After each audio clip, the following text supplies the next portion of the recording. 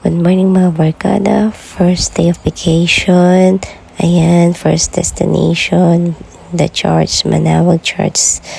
Nagsimba kami dyan. Kasama namin ang buong pamilya.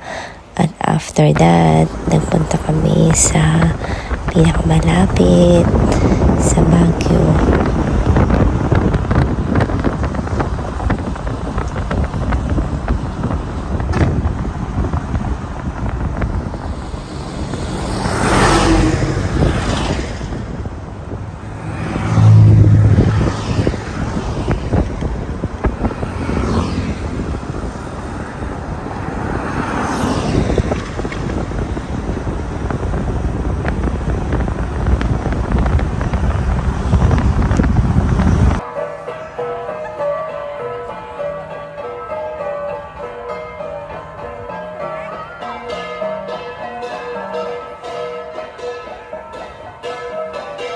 At ayan, lunchtime na nang makarating kami sa Baguio City.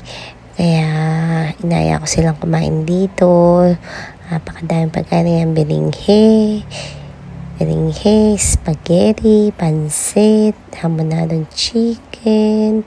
Ayan, parang adobong tulyana, spicy, laing, kare-kare, may kuhol, may tinuguan. Ito naman, ang side na to ay mga salad. Ito ang pinaka-nagustuhan ko. Yung mukha ng baboy na napaka-crispy. Ang sarap. Ayan, may mga isda, vegetable, blanch na vegetable, sisig, at tamalis.